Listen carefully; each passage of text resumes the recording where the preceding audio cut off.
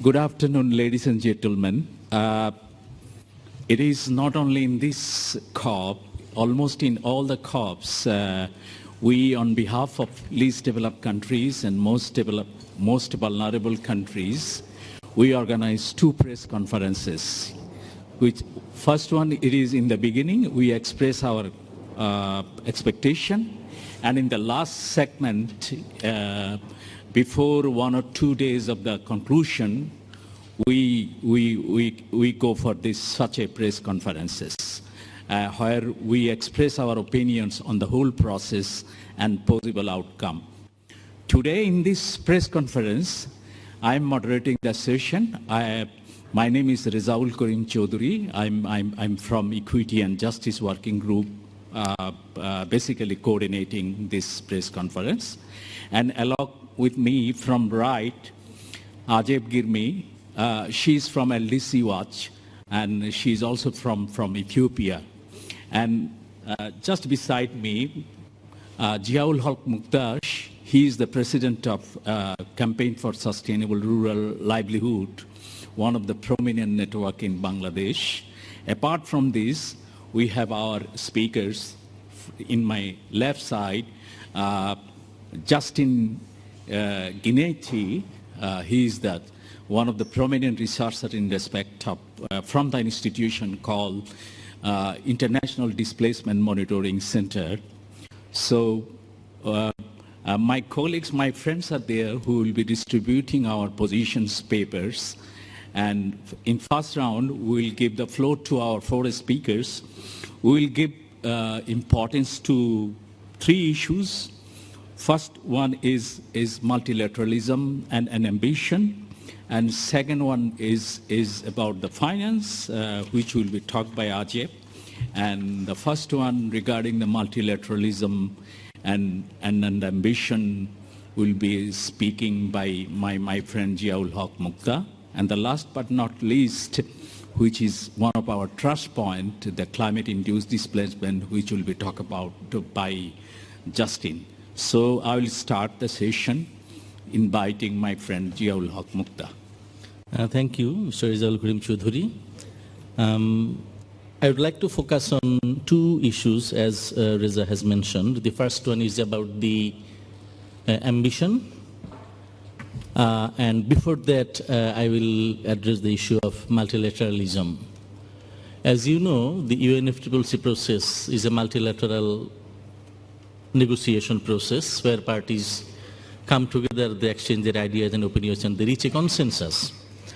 The climate negotiations started in 2007 has reached a consensus in 2015 in Paris, although we think that consensus will be unable to address the key issue and concern of the human being, that is keeping the temperature rise below 1.5 or 2 degrees Celsius than the pre-industrial era.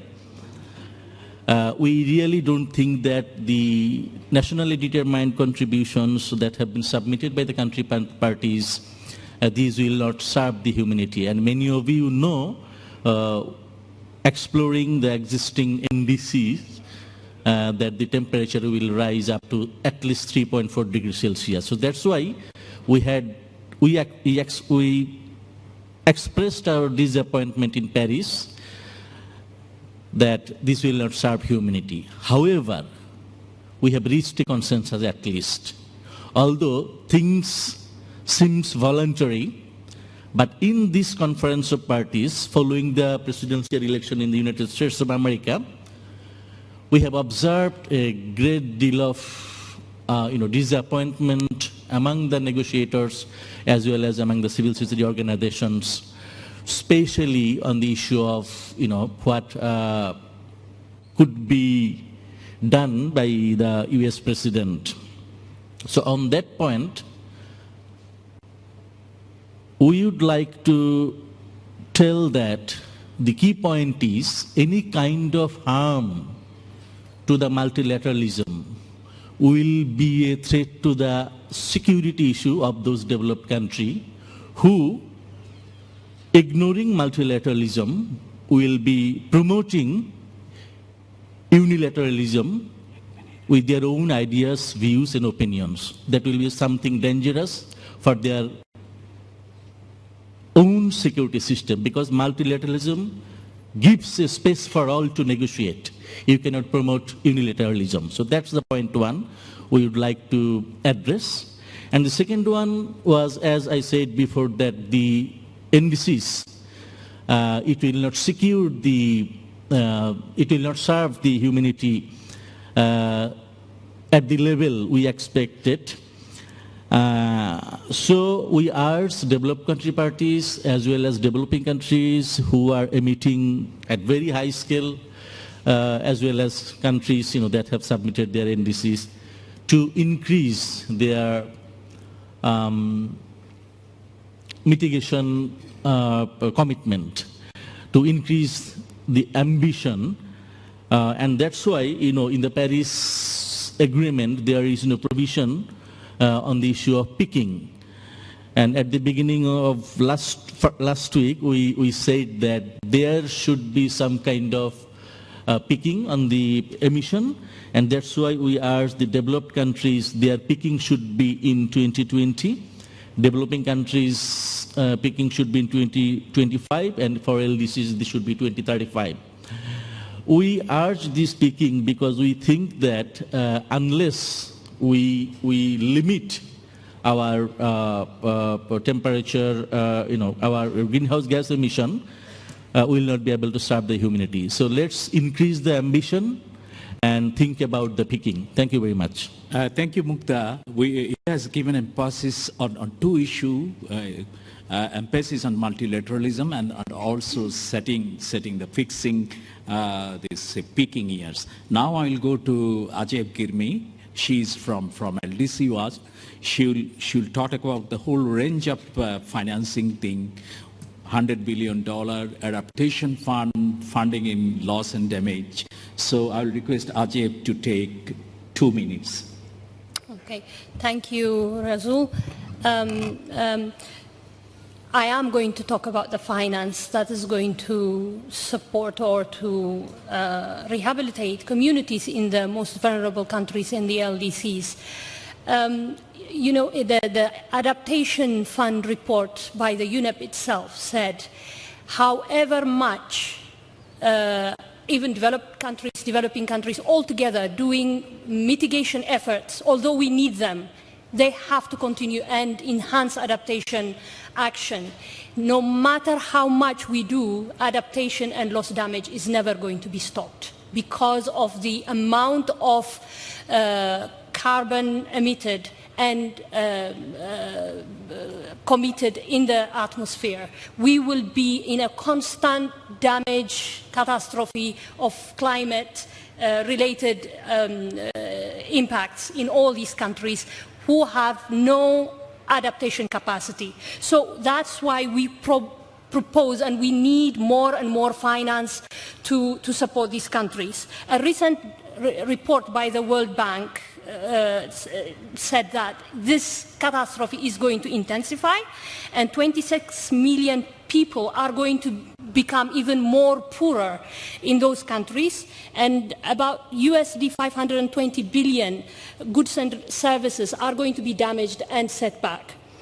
More investment because of this is required for programs in the resilience and social protection programs that are already ongoing, even in the 1 degree centigrade, let alone the 1.5 and 2 degree is a completely different scenario. But the 1 degree is already requiring us money.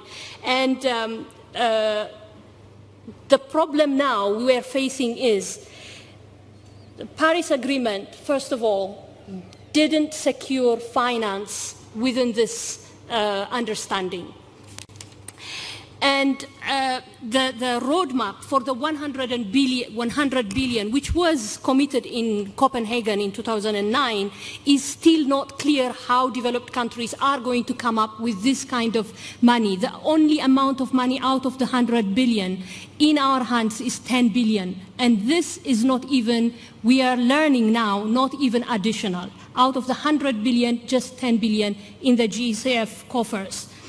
And even that amount of money, that is 10 billion, which is in the hands of the GCF, which can be distributed to countries, which the LDCs and the most vulnerable countries are a few countries amongst the world, don't have the capacity to access this money. We knew that with the CDM experience from the adaptation fund or the CDM money for mitigation, countries like the most vulnerable countries or LDCs were not able to access the money. So there is a probability that countries from the LDCs and the most vulnerable countries will not have the capacity even to access the money that's available there.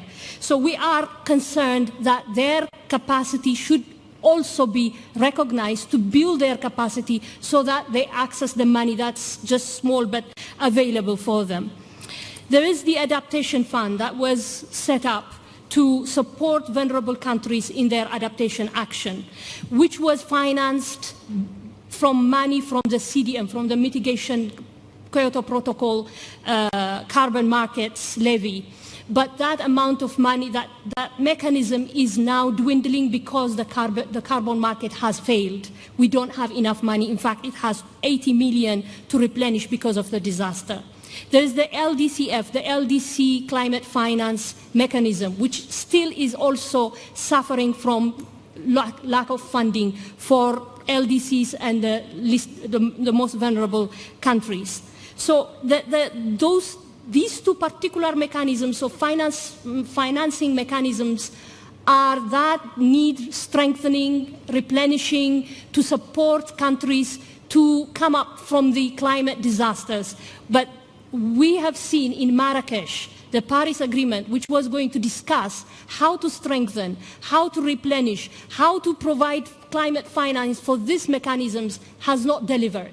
We don't have any agreement or outcome how we are going to support these mechanisms so that the communities, poor and facing climate impact countries, are going to get financial support from this. There is another mechanism, which is the Warsaw International Mechanism for Loss and Damage, which was attached to the adaptation fund mechanism itself, which it's very easy to say it doesn't have any money because the adaptation fund itself is suffering from replenishment of finance. So, but there was going to be a discussion how to support or how to capitalize this mechanism, and some developing countries are suggesting that insurance for vulnerable countries can be one option. But we know for a fact that this suggestion is again leading us to northern insurance companies to get benefit out of these processes, and we are not accepting such dodgy business dealings. We confirm and we suggest again and again the social protection programs which are already in the developing countries that are going on under the 1 degree centigrade to be intensified, to be supported, to be financed through the two mechanisms that are there already, and more to be created. Thank you, Razul. Thank you, Ajib. She elaborated number 1 point. We got a roadmap until 2020, but this is not very clear regarding the 100 billions. We want clear roadmap for post-2020 up to 2030 on $100 billion. Second, we are a bit happy that Germany and Sweden has committed to replenish the adaptation fund, but there is a more need of money in respect of adaptation. And there is no money in respect of Warsaw International Mechanism in respect of loss and damage. If there is not money in respect of adaptation, then we have cited example from a World Bank and another agency report that there will be annually 26 million people who will be displaced due to the disasters, and around 500 million loss of assets annually in our countries. Now I'll turn to Justin Guineri. Thank you, Justin. He's from very prominent institution. International Displacement Monitoring Center, who are monitoring displacement, especially in respect of disaster. We from LDCs, our Prime Minister Sheikh Hasina speak about the climate displacement, and we are demanding new political protocol in this regard. So I'll request Justin to speak 2 minutes. Thank you, Reza. Thanks, everyone, for this opportunity. I'm going to give you some more numbers, but we're going to switch from money to people. First number is 172.3 million. That's how many people have been displaced since 2008 by weather-related natural hazards. That's an average of over 21 million people per year and more than 58,000 people per day. That's a lot. Most of this displacement is occurring in developing countries, disproportionately so, and is also disproportionately concentrated in South and Southeast Asia. The same countries top our list every single year when it comes to disaster displacement. And our figures at the moment, the figures I cited above, don't even account for displacement associated with slow onset hazards like drought, sea level rise, etc. Not all of this, however, is bad news. In certain contexts, for example in Bangladesh, a certain amount of this displacement is due to life-saving evacuations. These are people who may have otherwise died in cyclones who are now being displaced through evacuations. However, our evidence shows that the risk of people becoming displaced due to disasters and climate change impacts is increasing. On the one hand, climate change is influencing the frequency and severity of certain natural hazard events. But the other two dimensions of the equation are being driven by human decision making and not in the right direction. We have more and more people being exposed to natural hazards due to settlement patterns and economic activity in hazard-prone areas of the world. And at the same time, we don't have a commensurate amount of offsets in the reduction of their vulnerability. So we have more people exposed, but they're still vulnerable. And again, this is particularly in South and Southeast Asia, but not just there. Other parts of river deltas in Africa, and even in the United States and North America. So what that tells us is that there are also opportunities. Because the displacement is occurring in these areas where there is high vulnerability, but also high dynamicism, there are real opportunities to change and to reduce the risk of future displacement through better development planning, more effective climate change adaptation, and disaster risk reduction. So I think there's some opportunities here. So this isn't entirely a doom and gloom message you're hearing from us. Thank you. Thank you, Justin. We have already said that what is the demand in respect of climate displacement. We have only 3 minutes now. We will open the floor. Is there any questions? Yes, please. Please identify yourself and explain the question in a very short sentences. Yeah, good afternoon. Thank you very much for your comments and your information. My name is Isaac Wilkins. I'm from the United States, a grad student at Columbia University. And I wanted to know, I forget your name, the gentleman at the front that talked about settlements. Do you believe that settlements are causing more harm than good? Meaning, are they causing more environmental health issues? Yeah. Would you please repeat the question? Are the settlements that these underdeveloped countries and communities agreeing with, are they causing more harm than good? Settlements meaning that the partnerships they're making for these other countries to come in to establish more sustainable methods, are they causing more harm than good? Yeah, if your question is related to the settlement, it was in Cancun agreement, it's agreed in para 4, the relocation and resettlement. If you consider the Pacific Islands, which will definitely go underwater, already forecasted by IPCC, this sort of countries need the full national settlement. But if you consider other countries, like there is within the countries, there is a need of a settlement. But our fundamental demand is that at this displacement happening due to the carbon emission, the developed countries has to take the responsibility. So thank you very much, ladies and gentlemen. We have distributed our position papers, and we are looking for your solidarity and support. Thank you so much. Bye.